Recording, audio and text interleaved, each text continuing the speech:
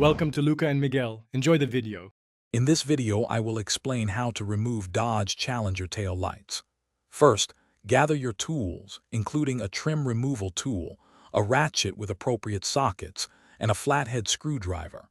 Make sure your vehicle is safely parked on a level surface with the engine off. Then, open the trunk to begin accessing the tail light assembly from the inside. This preparation ensures a smooth and efficient removal process. Now, let's get to those tail lights.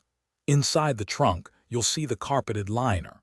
Use your trim removal tool to carefully pop out the plastic clips holding it in place. Once the clips are removed, gently pull back the liner to reveal the back of the tail light assembly. You should see 3 nuts securing each tail light unit.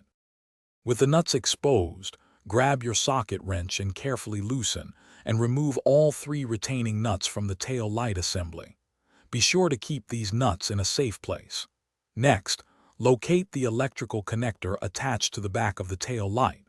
Press the tab and gently pull to disconnect it. Finally, with the nuts and connector free, carefully pull the entire tail light assembly straight out from the vehicle. To reinstall, simply reverse the steps. Carefully align your new tail light assembly with the openings and push it firmly into place. Reconnect the electrical connector, ensuring it clicks securely. Then, hand tighten the 3 retaining nuts before using your wrench for a final snug fit. Don't forget to check the description for a link to the Echo Dot smart speaker and other great deals. Finally, replace the trunk liner and secure all clips. Thanks for watching and please subscribe.